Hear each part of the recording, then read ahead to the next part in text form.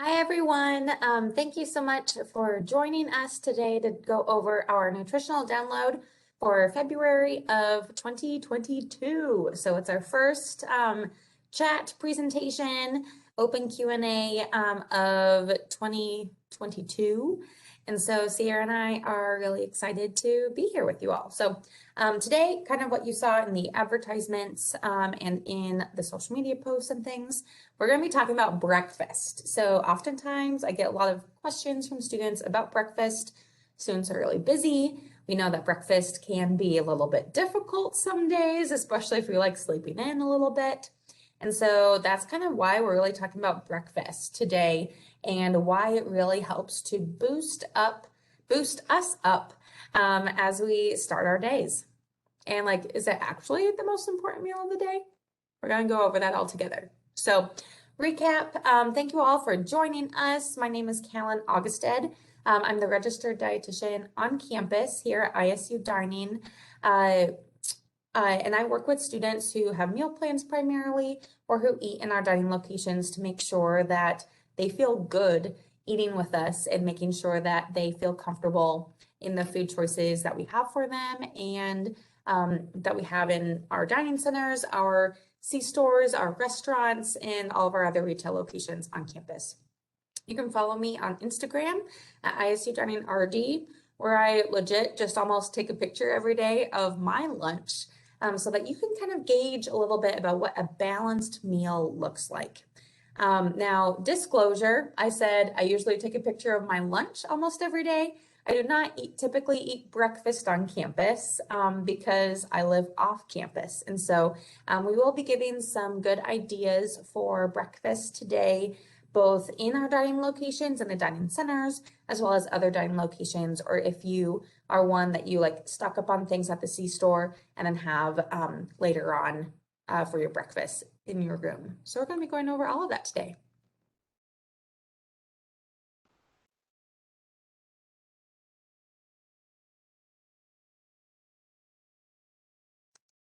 There we go, finally. Okay, so today we have a short presentation.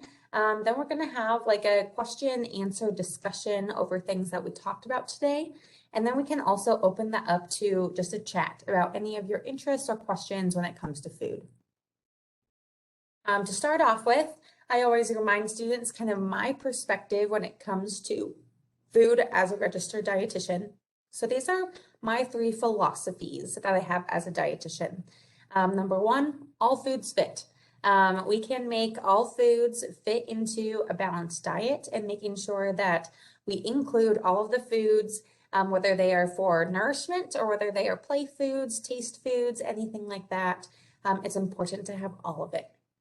I also believe that health is cumulative, and so that you all as students here at Iowa State, you're learning all of these things, and the individual like health actions that you have now eventually might become long-term behaviors or even habits that you have. And so if you start off now with more positive health-related habits right now, then long-term, when you graduate from school, when you're in your 20s and your 30s and so on, you have that positive trajectory of better outcomes because of that. And then number 3, food is meant to be enjoyed. I fully believe that. That's why we have different seasonings and herbs and spices to really enhance the flavor of our food. And so we should bring that enjoyment of eating to every meal and every time that we eat. Okay, so why breakfast? Why is breakfast the quote unquote like most important meal of the day? Really, the biggest thing about breakfast is that it jumpstarts your metabolism. So sometimes we think of metabolism as just what we read on the outside of magazines or that we see on Instagram posts of like something that people lose when they turn like 40 or in their 50s.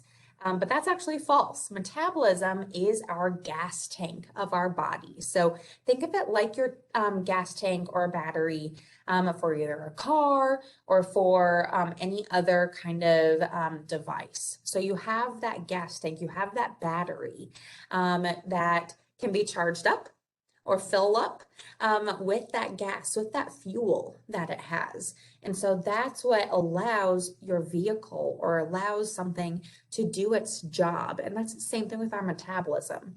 Our metabolism biochemically in our body is all of those different biochemical combinations and reactions that happen within our body that transforms our food from the food that we eat into the power that we have to nourish our body and to give our body energy to do all the things that bodies do throughout the day. Everything from walking to class, to making sure our eyeballs can see, to growing our fingernails, whether we think of it as a very important thing or whether we don't. That is what our metabolism does for us each and every day. And so what happens if your car, if that gas tank, if that battery is dead, or if that gas tank is not full? It doesn't really work very well. It sputters to a stop. Maybe it's not really working as well as it should. We all know our phones or our laptops, when that battery keeps going down, it goes into power save mode. And that's kind of like what our body does too. Our body goes into this mode if it doesn't have that juice, if it doesn't have all of that fuel right at the beginning, it goes into a little bit of a power save mode. And that's kind of the state that our body is in when we sleep, because other things are going on when we sleep. And so that's how come breakfast, or breaking the fast of when we are asleep, depending on how long you're asleep or when it is from the last time you eat to the first at night to the first time you eat during the day, we need to break that fast, fuel up that gas tank, charge up that phone battery for what you have to do in the day. And that's the same thing of why breakfast is so important. Either you charge your phone overnight, or maybe you do it in the morning before you go out for the day, but you do it in preparation to use it afterwards. And that's the same thing with our body. We have to give our body that nourishment, that energy before, so that we have it to use during the day. So breaking the fast with breakfast and with eating in the morning helps to restore those blood sugar levels after sleeping. That's what powers our brain. That's what makes it so that our body and our brain are ready to really jump forward and get going with all the things that you have going on during the day.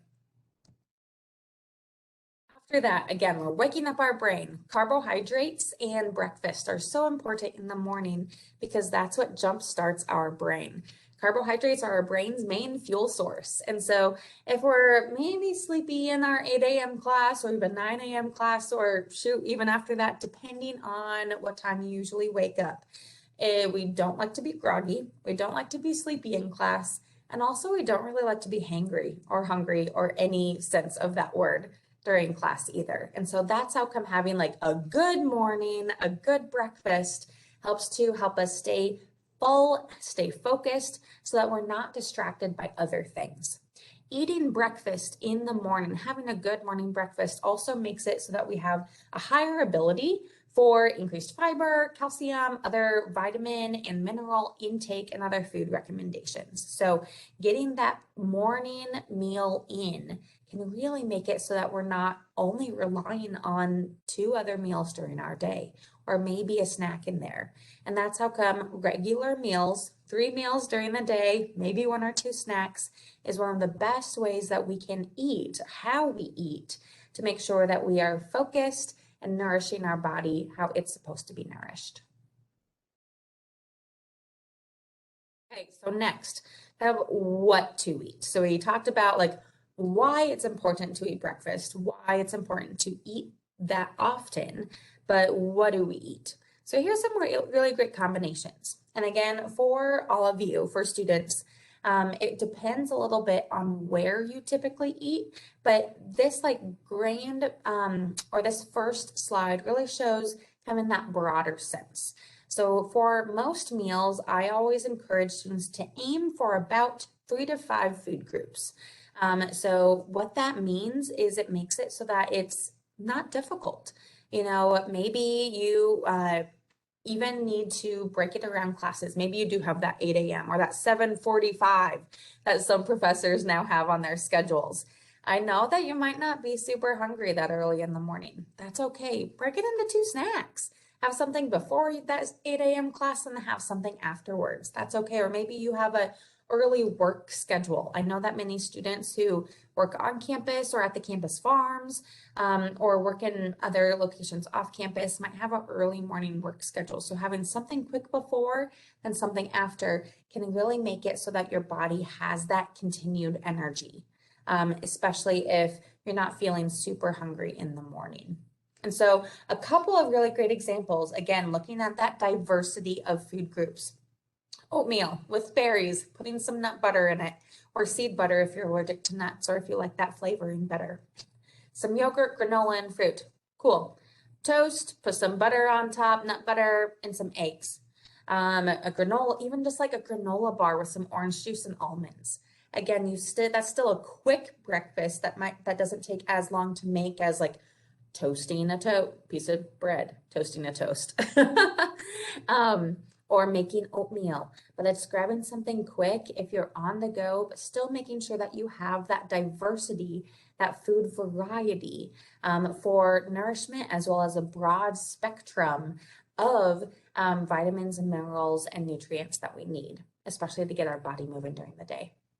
Even having like cereal with milk, and I just put protein there because that can vary. Again, it can be whether someone is an egg person, maybe they're wanting some sausage or bacon or something like that. Or again, even just like a spoonful of like peanut butter, that's okay. Putting that on crackers, mixing it in with the cereal.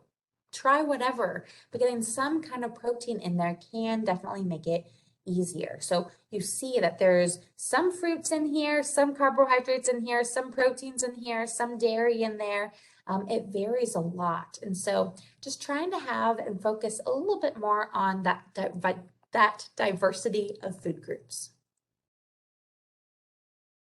Okay, so we don't want to make this complicated. Let's take it one step at a time.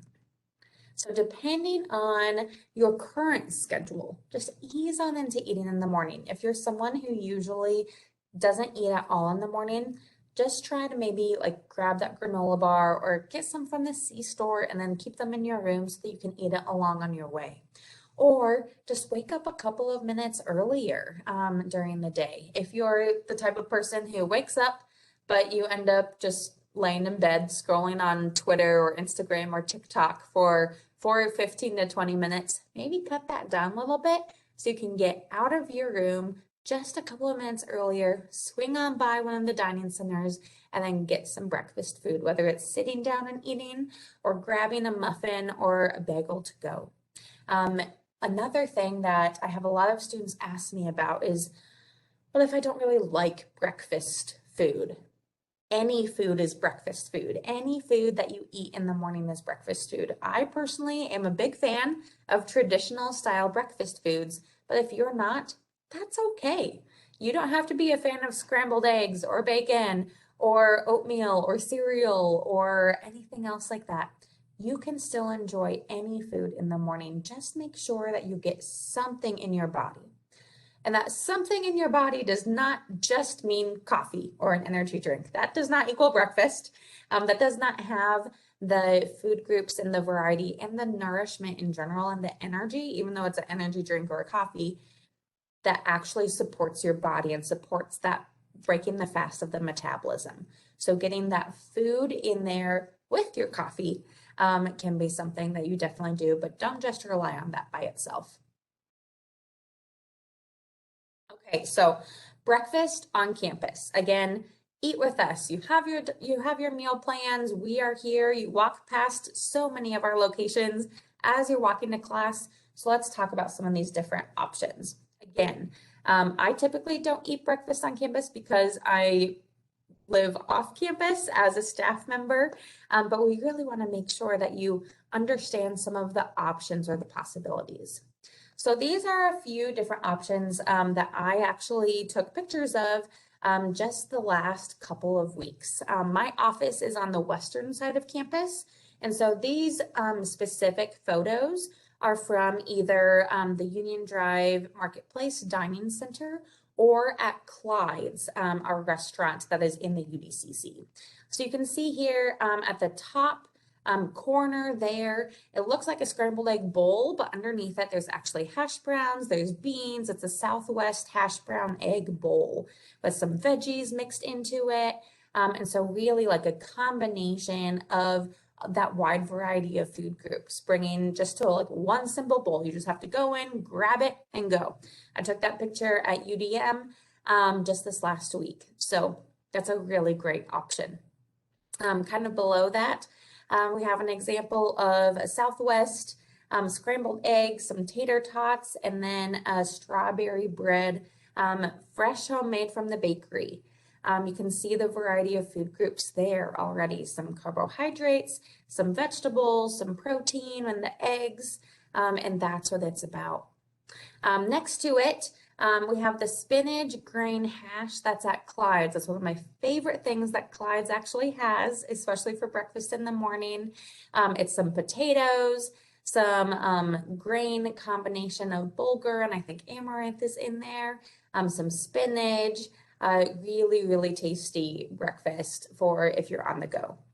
Above that is another dish from Clyde's. So that's one of our breakfast sandwiches. I got it on a Parmesan bagel with one of the protein options, an egg, as well as cheese on it. But that is completely customizable. And so again, depending on if you are able to get into a dining center, if you live close to Seasons or to the Union Drive Marketplace Dining Center, go on in. A couple of things that I know are on the menus there, but I wasn't able to get pictures of was smoothies. Both locations have smoothies on their menu every once in a while. Both locations sometimes make pancakes or French toast or so many other things. Omelets, made to order omelets. I just wasn't able to get pictures of those, but they are on the menu. Check out our website, dining.iastate.edu. Click on that hours and locations tab. Check it for those breakfast locations for what is available there, because we do have a really wide variety. You even can see that last picture there. There's some sausage links, some eggs. I put cheese and some salsa on top, and then some roasted potatoes with some pepper in it, with some bell pepper in it. So you can see that variety of foods. But for me personally, this was just kind of the things that stuck out to me. At home, personally, I'm more of a cereal person or a yogurt and granola, maybe some fruit. If you follow me on Instagram at ISU Dining RD, you notice that maybe I personally don't eat a lot of fruit with my lunches. I like more vegetables with lunch, but I prefer fruit for breakfast or for snacks. And so it depends on you. It depends what works best for you. Whether it is, you're walking by one of the cafes, maybe you have your 8 a.m. class or an 8:30 class at the business building. Swing on by the business cafe and with your coffee, get yourself a fruit parfait. Get yourself some yogurt and granola. Anything like that can really make sure that you are fueling your body and fueling your brain, filling up that gas tank and charging your battery so that you don't go a little bit down on that battery storage for later on during the day.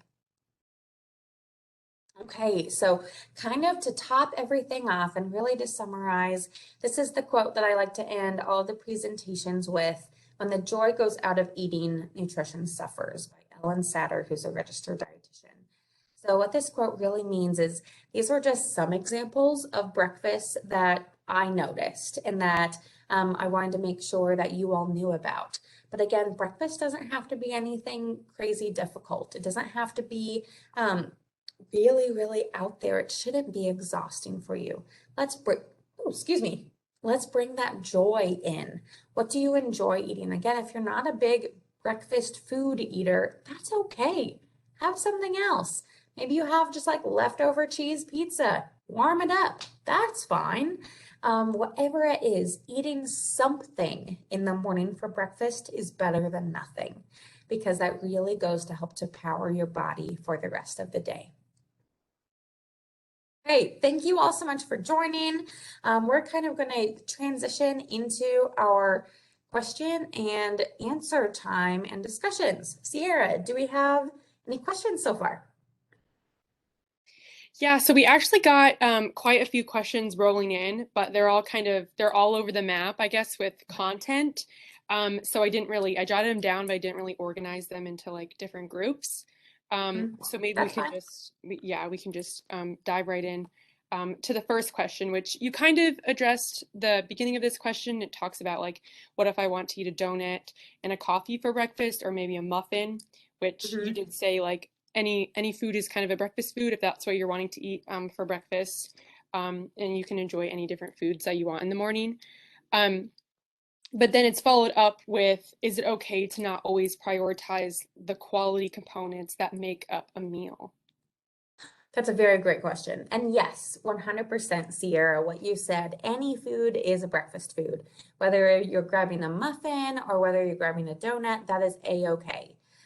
Really, what I would encourage when it comes to like that quality components, again, we aim for 3 to 5 food groups in these meals, but that doesn't mean that's always possible. And that is okay. Bring in some of that self-compassion. I'm not going to say you have to have this every single day because that's not realistic. And that doesn't take into consideration if we sleep through our alarm clocks and we just have to grab a granola bar on the way out, or we just need to grab a muffin or grab a donut. That's okay. Something is better than nothing.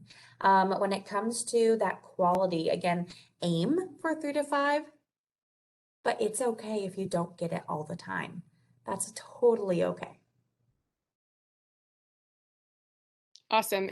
And I will say one of my favorite breakfast foods is a donut. So that's what I like to eat like on the weekend or anything like that. So it is important to know like what you're craving, and then also to like allow yourself foods that you're wanting to eat too. So My favorite breakfast food when I actually have time on the weekends to do it is waffles. Got a waffle maker for Christmas and waffles with peanut butter on top. hmm So good. hmm Okay, so this next question, this was also kind of answered a little bit. It's talking about like, what if you're not hungry? Mhm. But then it also kind of brings in your philosophy of intuitive eating and how you can kind of balance like honoring your hunger while also knowing that you're not hungry, but needing to eat to fuel your body for the rest of the day. 100%. So that's something that we do get a lot from students is, what if I'm not hungry in the morning? What if I just like don't want breakfast? That's being aware that your body is probably still in that like wake up zone, right? Our brain kind of is in that foggy morning stage, and so is our body if we're not moving around a lot. We might not notice that we're hungry until like an hour afterwards. And we don't want to be that person who, after an hour, we're in our class and all of a sudden we're super hungry and starving and we can't focus on anything else. And so that's what, even if you're not hungry in the morning, still eating breakfast, still getting something in your body will make it so that that doesn't happen. So that you're not in your morning classes or in your meetings or whatever you have going on. And the only thing you can focus on is, holy cow, I forgot to eat breakfast. I did not eat breakfast. I'm starving right now. Really kind of preventing that from happening is really important, as well, making sure again that we fuel our body for the day. And again, you're not going to leave your room or your apartment or your residence hall without your phone being charged or your laptop being charged. Don't do that to your body as well.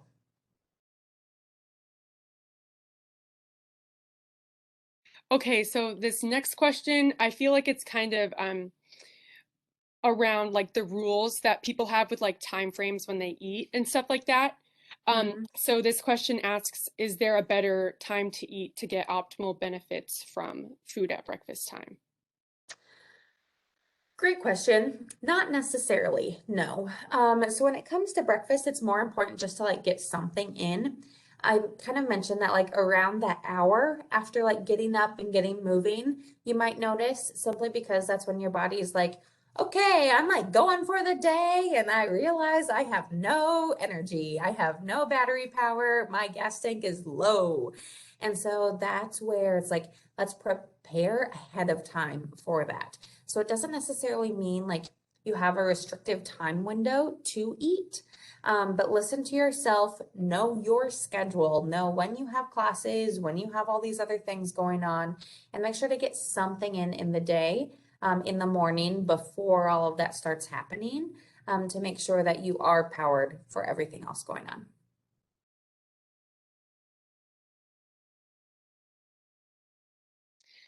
Okay, so this question you also kind of answered, but I feel like there's a good follow-up question with it. So it's asking about like the different cereals that might have added sugars in them, and how can you kind of choose a cereal that maybe has more of a nutritional benefit as opposed to, you know, like some of those other higher sugar cereals that you might find at the grocery store. Okay, so when it comes to cereal, yes, we have an entire aisle full of all of them. Everything from like grape nuts to, Fruit Loops or whatever. I'm not going to endorse any specific kind of cereal because that's up to your own personal choices and what you like. But again, getting something in the morning is better than nothing. So if your favorite kind of cereal is on the more sugary side, that's okay. Maybe try another cereal that might not be on the super sugary side and just see what happens. You never really know because there's so many new ones coming out all of the time. I know, for instance, I have one that I usually gravitate, or I have two that usually gravitate more, that are more on the like less sugary side of things, but I also always keep like my favorite one that's a little bit more sugary in there because it's always nice to just have a treat every once in a while. And also, again, if that's what I'm in the mood for that day, that's okay. Did that answer that question? Okay, you think so, Jen? Yes. Yep. Yeah. So the next question asks, how much fiber should I have in my breakfast? When it comes to fiber, honestly, it's just about getting some kind of source of fiber in the morning because fiber really helps to keep you feel fuller longer. And so it helps to prevent you from feeling hangry in your next class and being actually able to make it to your morning snack or to lunchtime, whenever the next time you're eating is. And so there really isn't like a gram percentage that I would really endorse. But getting something in. And so fiber that can come from vegetables, can come from fruits, it can come from different carbohydrates, from grains. And so getting some kind of food in that has that. Kind of the rule of thumb is a little bit like something that has fiber and something that has protein. So you're full and focused for the rest of your day. Awesome. Okay, so we have one more question. I don't see any more in the chat box, so I'll just finish it up with this one. But I think I know what you're going to say because it kind of follows along the lines of like whatever you're craving.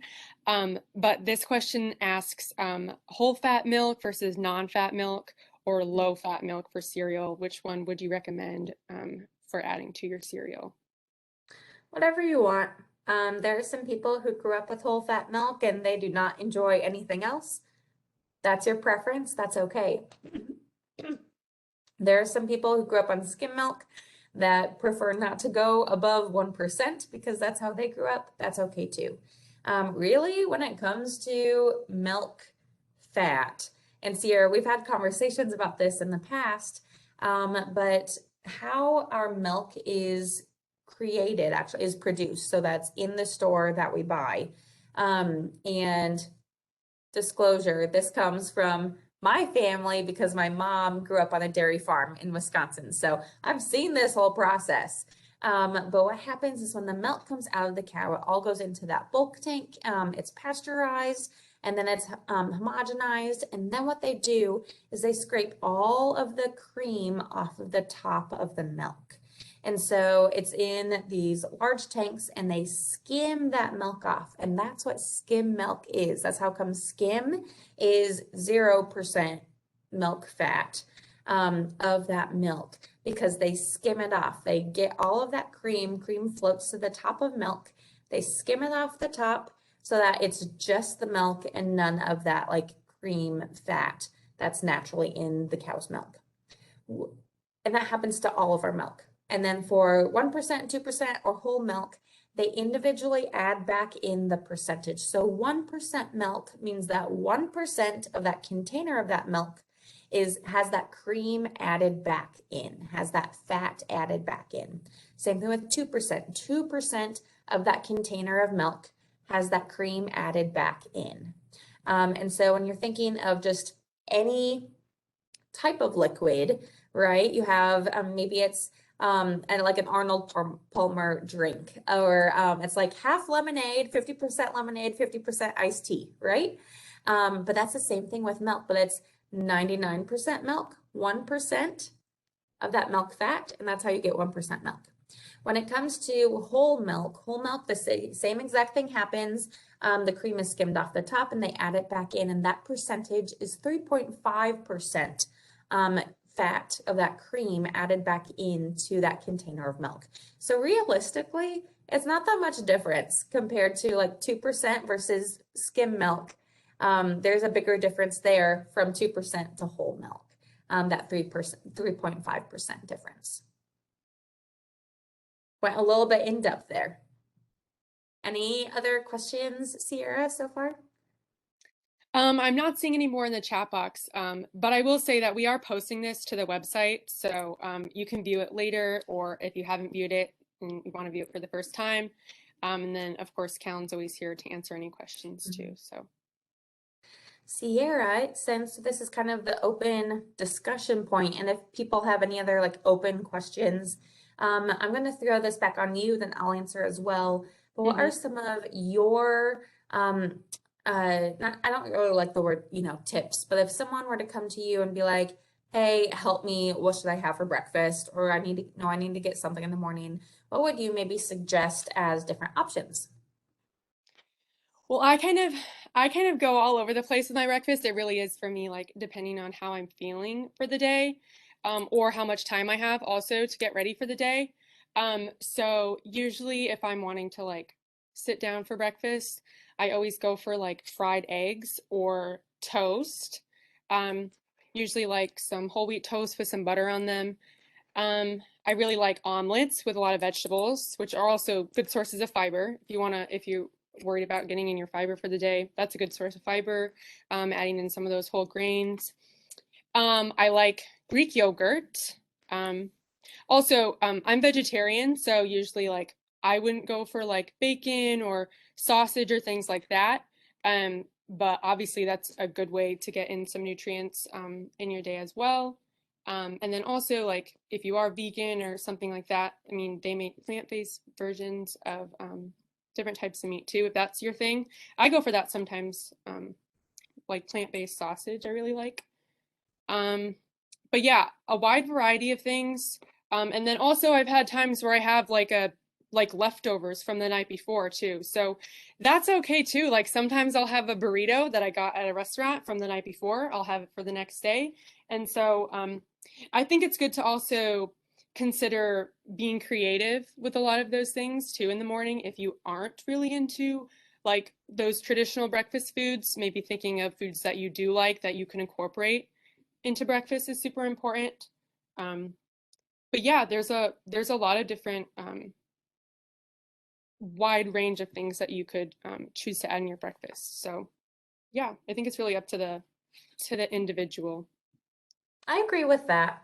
And even like because we're all so busy, especially college students, again, it depends whether your meal plan and your time allows you to go to the dining centers in the morning or not. But even like I know some people who might live in apartments or have like a block meal plan or something like that. Really, some of those upperclassmen who I've worked with in the past, they really like making breakfast burritos ahead of time, clean them in the freezer, and then you just pop them in the microwave the morning of when you're putting your shoes on. And it's ready to go as you're just like walking out. Or like egg cups, or like pre-making, again, like muffins or something like that, like apple muffins or something. So you can just grab something and go. Again, it really doesn't have to be anything like crazy or difficult. There are definitely days where I'm running late for work and I swing on into the C-store when it opens in my building, or get something at Clyde's. That's where that breakfast sandwich came from one day. So like, I'm gonna get this and then I can use the picture for our discussion, for our presentation.